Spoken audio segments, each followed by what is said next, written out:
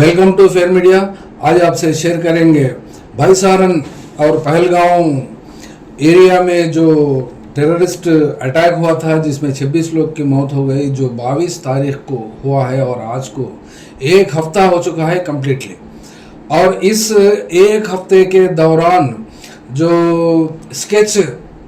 टेररिस्टों के sketch release किया गया था और किसी को भी उसमें से ना ही कोई फर्जी एनकाउंटर हो या फिर रियल एनकाउंटर हो या फिर वो लोग के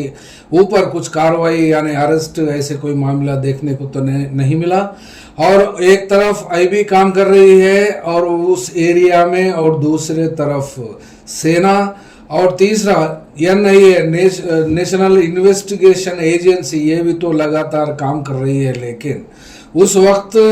जो स्केचेस रिलीज किए गए थे, क्या वो सच है या फिर वो स्केच से जो टेररिस्ट पाकिस्तान से बॉर्डर क्रॉस करके जो इंडियन साइल पे और पहलगांव को पहुंचे हैं, और जो वहां पर टेरेन था उसमें ना कोई व्हीकल जा सकती और ना कोई चीज जा सकती सिवाय घोड़े सवारी और पैदल के। तो फिर ऐसे टेरेन में वहां पर पहुंचने के बाद में जो मिलिट्री या डिफेंस फोर्सेस और जो टेररिस्ट अटैक करके जो चले गए थे, वो जाने के बाद में उसको घेराबंदी करके वो लोग को पकड़ना कि क्या इतना मुश्किल काम है। ये बात अभी तक भी मोदी सरकार को या फिर वहाँ के जो जिम्मेदार है जम्मू एंड कश्मीर के चीफ मिनिस्टर हो, यानी चीफ मिनिस्टर अगर है भी तो फिर लॉ एंड ऑर्डर का इश्यू, और या फिर उनका जो डिफेंस मिनिस्ट्री है और वहाँ के जनरल वो जो है और डायरेक्ट अमित शाह उसको उस कंप्लीटली डिफेंस फोर्सेस को कोऑर्डिनेट करते हैं, कंट्रोल करते हैं। तो फिर नॉमिनली वहाँ की गवर्नमेंट ऐसा समझ में आती है कि उनके हाथ में या कुछ है नहीं और कुछ कर भी नहीं पाते। तो फिर ये डायरेक्ट होम मिनिस्टर क्या कर रहे हैं और एनआईए एजेंसी क्या कर रही है, इसके ऊपर हिंदुस्तान सतह पर सवालात उठाने वाले लोगों का वॉइस, जो लोग अपने ट्विटर हैंडल हो या फिर सोशल मीडिया के जितने भी प्लेटफॉर्म्स है उस प्लेटफॉर्म के ऊपर वहाँ मोदी सरकार को सवालात अगर किए हैं, तो वैसे लोगों को अपने अपने तरीकों से वो लोग का वॉइस को दबा देना और वो लोग के ऊपर अरेस्ट करना और वो लोग को जेल में डालना, ऐसा मामला चलता है। और इसमें टॉप लेवल में अगर है बात करते हैं तो फिर 4 PM यूट्यूब चैनल को भी बैन कर दिया गया है। वो इसलिए कि anti Bharat, anti India slogans हो या फिर एंटी इंडिया क्वेश्चंस जो रेस करते हैं, यहाँ पर डिफेंस फेल्यूर के ताल्लुक से हो या फिर सिक्योरिटी लैप्सेस हो या फिर गवर्नमेंट ऑफ इंडिया ये वहाँ के जो टूरिस्टों को बचाने में गवर्नमेंट ऑफ इंडिया हो या फिर वहाँ के डिफेंस सेक्टर में जो काम करते हैं मिलिट्री, वो लोग पैरामिलिट्री, वो लोग की नाकामी यहाँ पर दिखती है। तो फिर 26 जाने क्या जाने जिसकी गई है वो लोग का ही दर्द है या फिर सरकार में जो लोग होते हैं क्या वो लोग का ही दर्द होता है? जी नहीं, ऐसी बात नहीं। सरकार क्या कर रही है और किस तरीके का एक्शन ले रही है उसके ऊपर जो सवालात उठा रहे हैं वो लोग को अरेस्ट किया जा रहा है। और एक फोक सिंगर यूपी से है नेहा सिंह ठाकुर, वो अपने गानों से मानी जाती है और मशहूर गायिका भी है, और उन्होंने मोदी सरकार के ऊपर सवालात उठाने से उनके ऊपर FIR दर्ज हो गई है। और वैसे मामलात यूपी में 3 लोगों पर FIR दर्ज की गई है। और इसी तरीके से असम में जो चीफ मिनिस्टर हेमंता बिस्वा शर्मा, वहाँ तो 24 लोगों के ऊपर FIR इशू हुई है, जिसमें 19 लोग असम से हैं और बाकी के लोग मेघालय और त्रिपुरा एरिया से, त्रिपुरा स्टेटों से है। तो फिर यहाँ पर देखने को मिलता है क्या, फिर यहाँ जो टेररिस्टों का एक्ट हुआ है, जो टूरिस्टों का कत्ले आम किया गया है, वो लोग के ऊपर एक्शन की बात लगातार। कल जो मीटिंग हुई थी और उस मीटिंग में यानी CCS cabinet committee on security के ऊपर प्राइम मिनिस्टर नरेंद्र मोदी के सदारत में जो लोग थे, डिफेंस मिनिस्टर राजनाथ सिंह और अमित शाह, होम मिनिस्टर और एक्सटर्नल अफेयर्स मिनिस्टर जयशंकर, और इनके साथ में अजीत डोवल और बाकी के जो भारत के सेना chief of the army staff general Upendra Dwivedi और chief of the air staff भारतीय वायुसेना और इसके air chief marshal AP Singh और चीफ ऑफ नेवल स्टाफ भारतीय नौसेना, ये इसके एडमिरल दिनेश के त्रिपाठी, ये लोग के साथ मीटिंग लगातार कल भी की गई है और आज भी की गई है। और कल की मीटिंग में जो ब्रीफ किए हैं और जो न्यूज़ दिल्ली से निकल कर आ रही हैं उसके ऊपर बयान अगर बताते हैं तो फिर उसका लीकेज समझिए, फिर जो रिपोर्ट्स आती हैं तो मोड ऑफ रेस्पॉन्स कैसा होना चाहिए, यानी जो टेररिस्ट अटैक हुआ है और इस टेररिस्ट अटैक को अंजाम देने वाले आका और जो क्रॉस बॉर्डर टेररिज्म जो अपनी भाषा में समझ सकते हैं, बोल सकते हैं, वो उसको लश्कर तैयबा, और इस लश्कर तैयबा का frontal organisation the resistance forum, resistance front जो माना जाता है, उन लोगों के ऊपर वो लोग ने अपना दावा पेश किया है कि ये इतना बड़ा कांड अंजाम देने में, लेकिन उसके बाद में और इस रेसिस्टेंस फ्रंट ने अपना बयान वापस ले लिया है। वो इसलिए कि ये इस पे देखने को मिलता है कि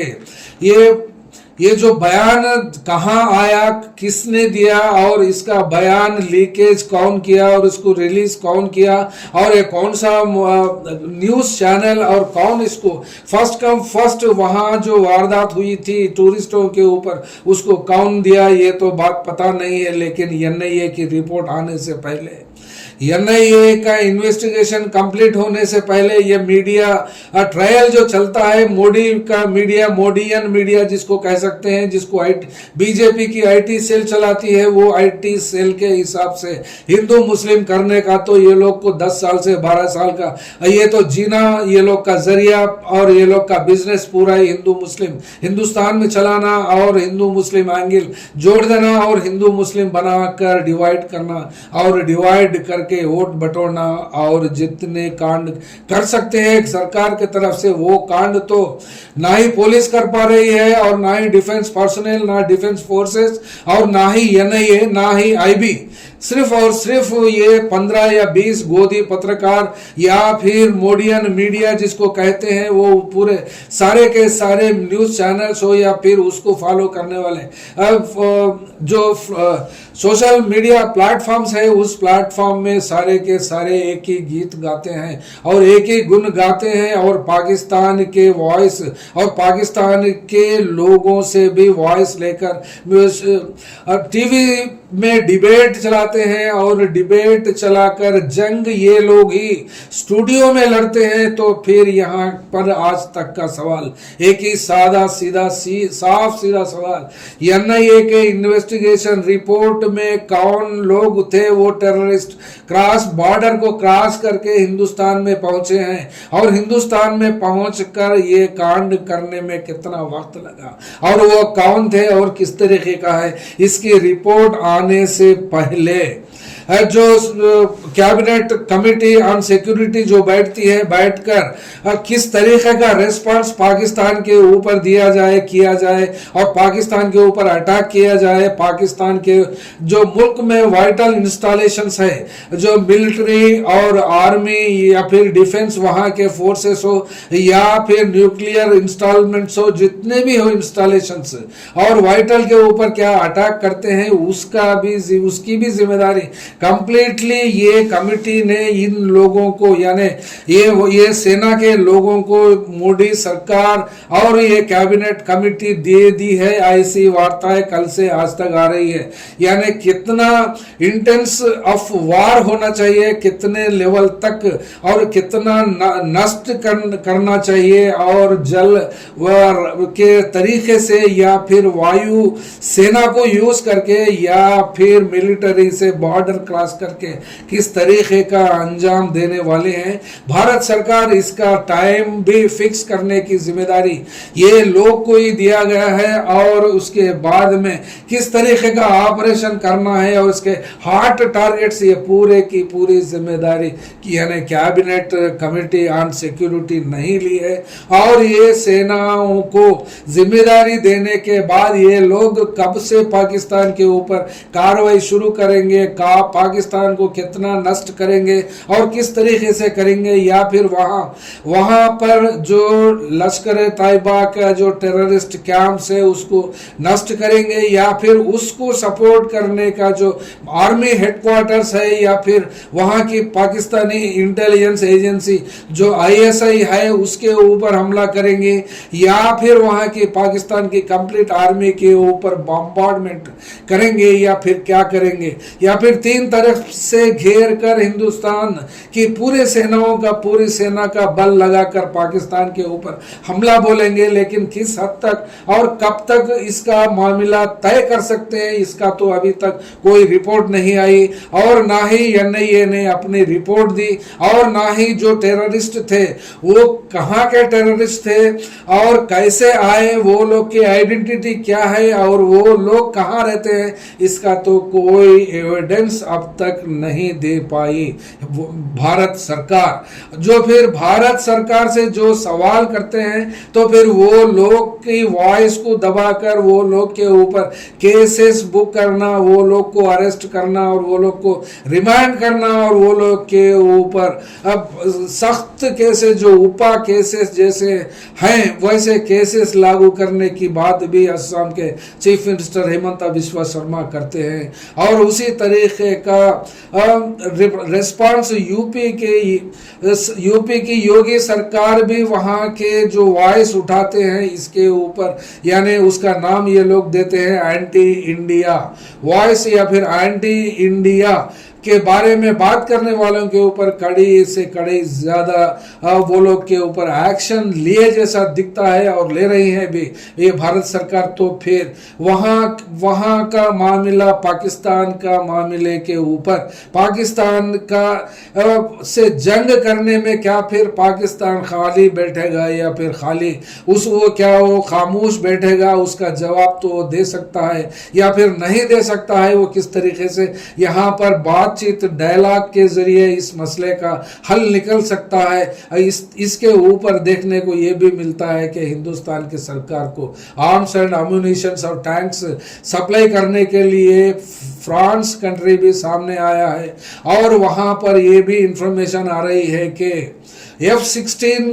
F-16 के लड़ाकू विमान भी बॉर्डर पर और वहां पर सियालकोट और इस्लामाबाद को बचाने के लिए वहां की सरकार ने F-16 को भी तैनात कर दी है। तो फिर यहाँ देखने को ये समझ में आता है कि इंडिया पाकिस्तान की वार होना तय है, और ये वार कब तक चल सकती है और कितने दिन चल सकती है और कहां तक चल सकती है और कितना नष्ट करने के बाद ये जंग रुक सकती है, ऐसी बात को इस वक्त बोलना या फिर कोई भी प्रिडिक्ट करना ये किसी की बात नहीं। वो इसलिए कि जंग को चलाने वाले हो या फिर एक देश के ऊपर हमला करने वाले या फिर अपने देश के जो टूरिस्टों की जान गई है उसका बदला लेने के लिए एक पॉलिटिकल लीडरशिप अपने आप से खड़ेना चाहिए। और उस अपने लीडरशिप को ये जो वायु सेना, जल सेना, ये जो मिलिट्री है इसको एक गाइडेंस और गाइड करना चाहिए और वो लोग के रिक्वायरमेंट क्या होते हैं उसको देखना चाहिए। लेकिन नरेंद्र मोदी सरकार ऐसा तो देखने को नहीं मिल रहा है। वो इसलिए कि पूरे वक्त और प्लेस टारगेट्स पूरा तय करने का मामला इन सेनाओं को, इन सेना के अधिपतियों को देने का क्या मतलब होता है इसके बारे में तो पता नहीं है। लेकिन दूसरी बात भी आती है कि कांग्रेस पार्टी जो अपोजिशन है मेन इंडिया में और पार्लियामेंट में, वो लोग ने मल्लिकार्जुन खड़गे और राहुल गांधी ने पार्लियामेंट को स्पेशल सेशन चलाने के लिए वो लोग ने एक दरखास्त की थी, लेकिन उसके ऊपर भी कोई मंजूरी नहीं दी और उसके ऊपर भी कोई बात नहीं है। लेकिन अमित शाह जो अपने करीब लोग होते हैं, अपनी बात उनके साथ जमती है, वैसे लोगों को पर्सनली फोन करके बुलाकर दिल्ली में ऑल पार्टी पार्टी मीट करे हैं और ऑल पार्टी मीटिंग में हैदराबाद के एमपी असदुद्दीन ओवैसी को भी फोन कॉल अमित शाह से आने के बाद में और उस कॉल को रिसीव करने के बाद में असदुद्दीन ओवैसी भी एक अपनी मीटिंग में या फिर अपने सोशल मीडिया प्लेटफॉर्म में होम मिनिस्टर अमित शाह का फोन आया है और मुझे बुलावा आया है और मुझे दिल्ली जाना है और पाकिस्तान के ऊपर एक्शन लेने में बुलाया गया है तो जाना पड़ेगा, ऐसी बात आती है तो फिर फोन पे फोन कॉल करके बुला लेना अपने अपनों को तो फिर क्या साबित करता है ये बात को। इस जंग को प्राइवेटली यानी बीजेपी पार्टी और बीजेपी की जो सरकार चलती है केंद्र में उन लोगों का जो कोटरी होती है, जो वो लोगों का एनडीए के पक्ष में जितने पार्टीज है वो लोग मिलकर ही ये जंग का मामला तय करते हैं या फिर हिंदुस्तान सतह पर पूरे पार्टियों को मिलाकर पूरे पार्टियों के साथ लेकर आखिर हुआ क्या है, कैसा हुआ है, कितने एविडेंस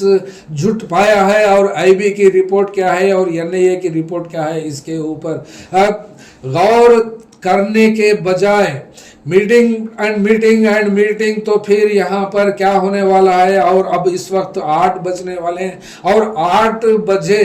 अमित शाह की मीटिंग भी ये वाटर जो मिनिस्टर हैं उनसे भी मीटिंग करके उनको क्या डायरेक्शन देने वाले हैं, उनसे क्या इंफॉर्मेशन शेयर करने वाले हैं, इसकी तो बात पता नहीं है, ये बाद में पता चलेगा। लेकिन इसका वक्त क्या हो सकता है जो पाकिस्तान पे अटैक करने का, और अटैक